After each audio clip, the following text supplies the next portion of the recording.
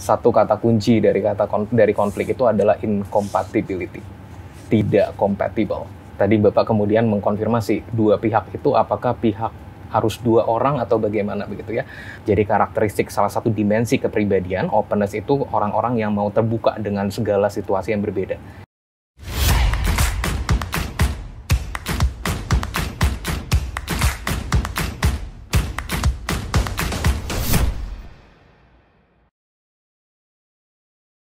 Hai Sobat Infoliters, selamat datang di channel YouTube kami, Smart Literacy for a Better Life. Sesuai dengan anjuran pemerintah, bahwa selama proses interview berlangsung, kami selalu menerapkan protokol kesehatan. Saya, Sobat Infoliters, dan kita semua pasti memiliki konflik. Tetapi, tidak semua orang bisa menangani konflik dengan baik. Pada segmen kita interview kali ini, kita kedatangan seorang yang sangat kompeten dalam bidang psikologi, yaitu Bapak Karel Karsten Himawan. Beliau adalah Kaprodi dari Fakultas Psikologi Universitas Pelita Harapan. Selamat siang Pak Karel. Selamat siang, Pak. Mohon izin Pak untuk membacakan sekilas CV Bapak. Silakan. Bapak Karel Karsten Himawan, ya. Beliau pendidikan sudah mencapai S3 PhD ya dalam bidang sosial klinikal psikologi dari Universitas Queensland, Australia. Saat ini beliau sebagai Kaprodi Fakultas Psikologi Universitas Pelita Harapan. Di samping Kaprodi juga sebagai dosen di Fakultas Psikologi. Selain itu juga sebagai course koordinator Master of Mental Health Program di Queensland, Australia. Kalau dilihat dari CV Bapak sangat berpengalaman sekali. Begitu banyak jurnal-jurnal yang Bapak tulis. Ya, jadi saya ingin tahu sih Pak, sebetulnya seperti apa sih konflik itu Pak gitu dalam kosmologi psikologi? Ya, terima kasih Pak. Konflik itu adalah salah satu topik utama di dalam ranah psikologi sosial. Satu kata kunci dari konflik itu adalah incompatibility, tidak compatible. Tentu sangat logis ya untuk kita bisa memahami sesuatu yang berkonflik pasti sesuatu yang tidak compatible antara satu dengan yang lain. Jadi inkompatibilitas itu pasti harus ada dua orang atau dua pihak dengan perbedaan motif, perbedaan pemikiran, perbedaan cara untuk mencapai sesuatu yang tidak sama, yang berkonflik, bukan cuma tidak sama tapi incompatible sehingga menimbulkan konflik begitu. Oh, jadi itu harus ada dua orang ya Pak ya? Intinya seperti itu. Minimal perlu ada dua pihak, betul. Baru bisa tercipta yang namanya konflik seperti itu. Ya. Oke, baik Pak. Untuk pertanyaan selanjutnya Pak, apa sih sebetulnya yang faktor utama dari penyebab terjadi konflik itu Pak? Karena kan apalagi situasi seperti ini ya Pak ya, ada pandemi, ada hoax segala macam, itu kan juga indikasi untuk menciptakan konflik sebetulnya. Apakah itu dominan atau seperti apa Pak? Ya, menarik sebenarnya ketika diangkat di dalam konteks ini ya sebetulnya. Jadi kalau tadi saya katakan bahwa konflik itu incompatible antara dua pihak, tadi Bapak kemudian mengkonfirmasi dua pihak itu apakah pihak harus dua orang atau bagaimana begitu ya. Ada juga yang kita kenal namanya intrapsychic konflik. Jadi konflik antar individu karena saya punya motif yang berbeda. Saya maunya gini, tapi di sisi lain saya juga mau yang begitu, sehingga berkonflik. Tapi saya pikir kita membatasi diskusi dalam konteks ini lebih ke interpersonal konflik begitu ya Pak ya. Setuju. Jadi konflik antar dua pihak begitu. Tentu situasi pandemi bisa memberikan semacam stresor tersendiri yang bisa membuat seseorang lebih rentan terhadap konflik. Jadi syaratnya konflik adalah inkompatibilitas. Nah, incompatible itu kadang-kadang bisa muncul karena ada stresor-stresor yang membuat seseorang jadi kayaknya ini batas ambang saya. Saya tidak bisa, nggak bisa menurunkan threshold saya lagi. Lebih dari itu saya merasa tertekan karena ketika ada perbedaan di dalam diri dua pihak yang kemudian akhirnya menjadi syarat sampai menjadi konflik begitu, perbedaan itu kan harus direspons dengan semacam satu reaksi sampai sejauh mana nih saya bisa fleksibel terhadap perbedaan itu. Mungkin ini terlalu teoritis terdengar ya. Saya boleh kasih contoh mungkin ke Bapak ya. Misalnya sehari-harinya saya biasa, misalnya katakanlah saya dengan istri saya sukanya makan Korea, kalau saya sukanya misalnya makan yang tradisional Indonesia. Kemudian di waktu weekend, ayo kita keluar makan Korea bersama-sama begitu ya. Istri saya mengajak. Kemudian saya bilang, tapi saya nggak suka Korea. Kalau nggak dalam situasi pandemi, ketika saya berusaha untuk mengakomodasi itu, menyelesaikan konflik karena ada perbedaan incompatible, mungkin saya punya fleksibilitas tertentu yang saya pikir ya udahlah, besok juga bisa saya makan sendiri. Tapi kalau dalam situasi tertekan, sedang pandemi, tekanan dalam pekerjaan bertambah, mungkin juga hal-hal yang tidak secara langsung dipengaruhi oleh pandemi, saya kayaknya nggak mau turun lagi, saya nggak mau negosiasi lagi. Nah itulah kemudian yang bisa membuat seseorang jadi lebih mudah terjebak dalam situasi yang berkonflik begitu. Oh, ada catatan tersendiri dari yang Bapak jabarkan. Pertama adalah yang saya cermati ambang batas dan ada faktor-faktor eksternal yang berpengaruh terhadap pengambilan keputusan dalam menangani konflik. Pertanyaannya Pak, ada nggak ambang batas? Ya, ambang batas seseorang di dalam menangani konflik. Umpamanya Pak, saya nih, ambang batas saya secara teoritis tuh sekian persen atau berapa persen seperti itu Pak. Dan selanjutnya yang jadi menarik pertanyaan dari saya adalah seberapa jauh sih Pak faktor eksternal itu mempengaruhi konflik itu Pak? Iya, di dalam psikologi kita mengenal sangat akrab dengan istilah nature versus nurture.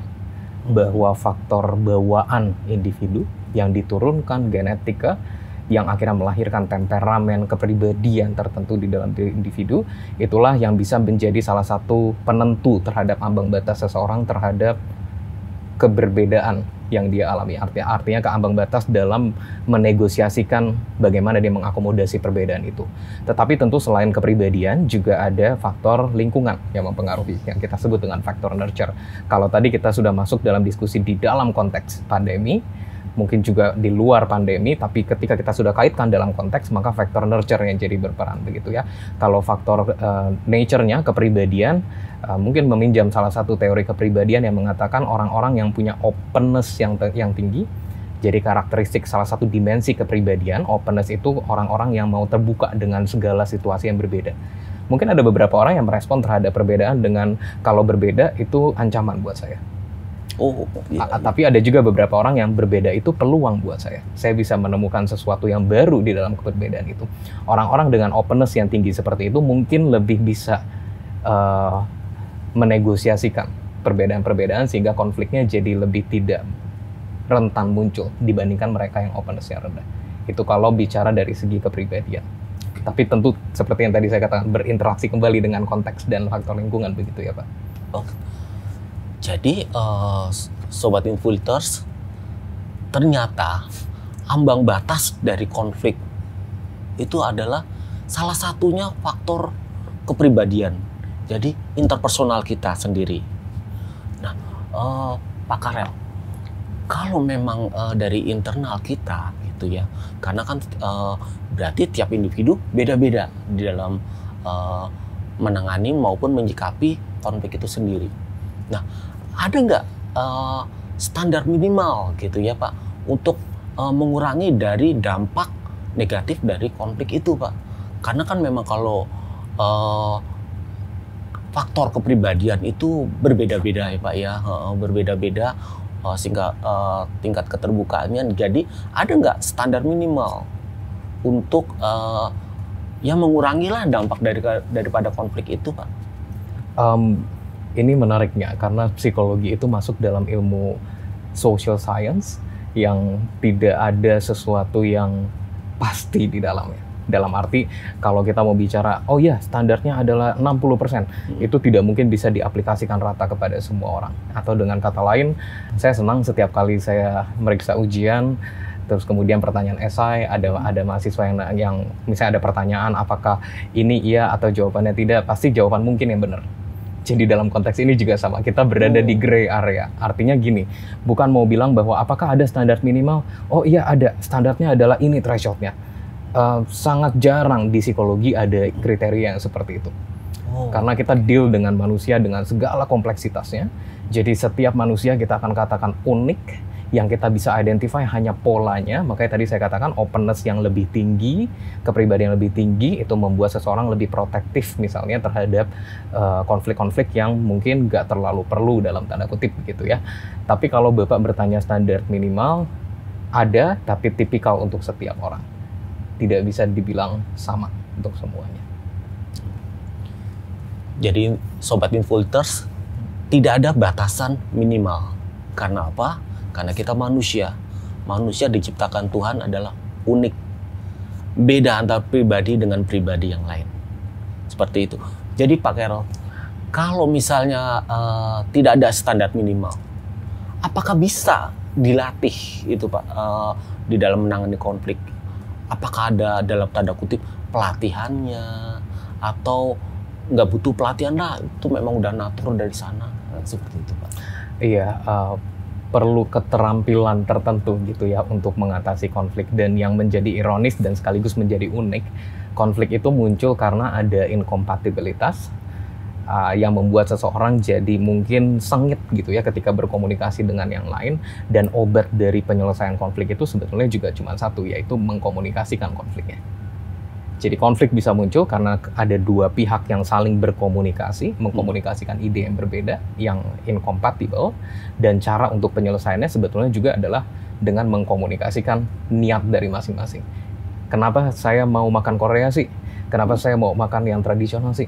Ini, itu, dan sebagainya. Dua belah pihak timbul inisiasi, keinginan untuk benar-benar dikomunikasikan apa yang menjadi intensinya. Itu adalah salah satu, dan mungkin saya bisa katakan satu-satunya cara untuk bisa mengatasi konflik. Begitu. Gitu.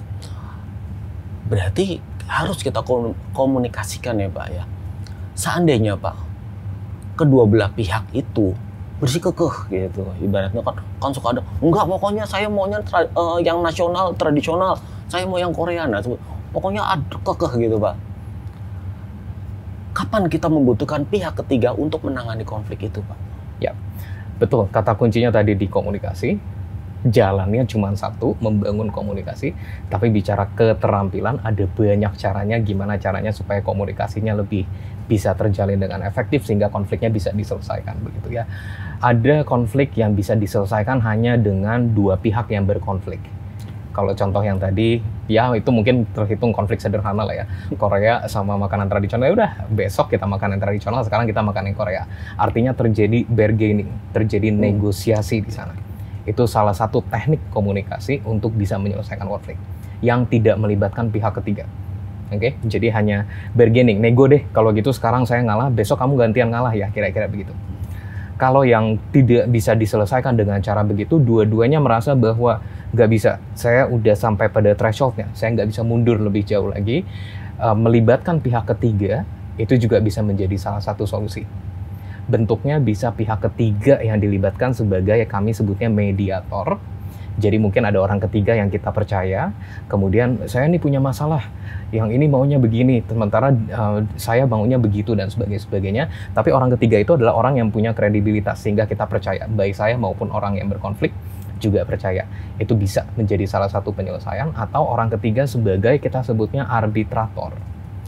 Jadi orang dengan otoritas yang lebih tinggi, kita bilang saya berdua berkonflik, saya nggak bisa selesaikan, kemudian mereka yang putuskan untuk kita. Ini mungkin ada di dalam konteks politik, konflik, atau di dalam konteks misalnya dengan hubungan dengan rekan kerja. Saya nggak bisa terima diperlakukan sedemikian dan sebagainya. Misalnya ada dosen, kemudian komplain, konflik dengan saya sebagai kaprodi, maka perlu ada satu nih orang dengan otoritas lebih tinggi yang membantu menyelesaikan. Misalnya dekannya yang akhirnya jadi turun tangan. Itu salah satu cara penyelesaiannya juga begitu. Oke, Sobat Influencers, ternyata faktor utama adalah komunikasi. Jika terjadi konflik, komunikasikanlah dengan baik. Tetapi, jika komunikasi sudah menemui batas, di mana sudah tidak bisa menerima kedua belah pihak, disitulah peran mediasi perlu ada. Bukan seperti itu ya Pak ya? Pak Betul, betul sekali. Begitu banyak ya tadi informasi yang sangat penting di dalam menangani konflik. Tentu akan sangat banyak sekali kalau misalnya kita bicarakan per detailnya gitu. Tapi ada nggak ya Pak tips atau kiat dari Bapak yang simpel aja Pak untuk menangani konflik? Karena memang sulit ya Pak ya, maksudnya nggak mudah juga. Apalagi itu menyangkut bila memandang atasan atau bawahan. Nah itu akan lebih kompleks lagi Pak. Mungkin kalau sesama teman bisa ya Pak ya, ada mediasinya.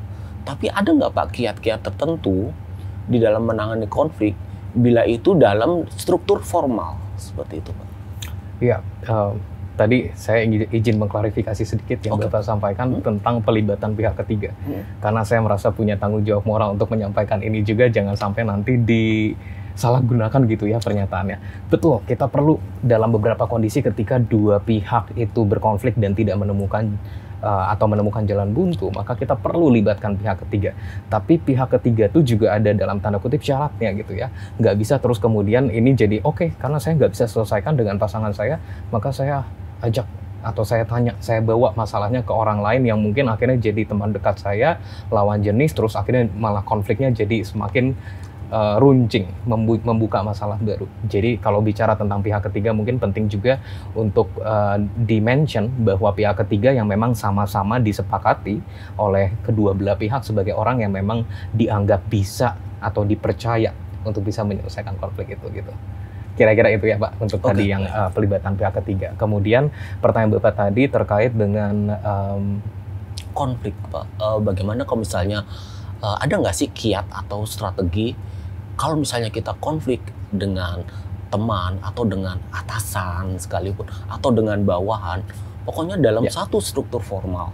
Mungkin kalau misalnya di dalam yang informal kita sudah membicarakannya ya Pak ya. Tapi kalau misalnya di dalam struktur formal itu kan ada tata keramanya lah seperti itu. Cara meminimalisasi kemungkinan terjadi konflik ya. Tadi kita bicara ke kata kunci komunikasi. Jadi kadang-kadang what matters is not the matter itself, bukan masalahnya yang jadi masalah, tapi cara kita mengkomunikasikan masalahnya yang sering kali memicu masalah. Ada beberapa hal yang harusnya nggak mesti jadi konflik, tapi karena disampaikan dengan cara tertentu, kemudian apalagi buat kita orang Indonesia mungkin akan berpikir harga diri saya mana? Disampaikan dengan cara seperti itu, seolah-olah saya gini gitu dan sebagainya, padahal masalahnya kecil. Jadi sebetulnya cara meminimalisasinya adalah dengan berusaha untuk lebih mengedepankan empathetic understanding, lebih berempati kalau saya menyampaikan dengan cara seperti ini. Atau kita coba tempatkan di posisi ketika kita akan menyampaikan satu ide tertentu kepada orang lain, tempatkan dulu ketika kita menerima pesan itu di orang lain, kira-kira itu akan diterima seperti apa ya? Apakah orang itu kemudian akan bisa menerima atau merasa bahwa dia jadi direndahkan dan seterusnya. Terutama ketika perlu menyampaikan mungkin teguran. Kalau teguran itu kan kayak udah kemungkinan besar akan terjadi konflik. Karena kita menyampaikan sesuatu yang tidak sesuai dengan caranya bekerja. Kalau bicara tentang atasan dan bawahan. Nah itu perlu empathetic understanding dengan berusaha untuk coba memahami posisinya, disampaikan dengan halus, disampaikan dengan cara yang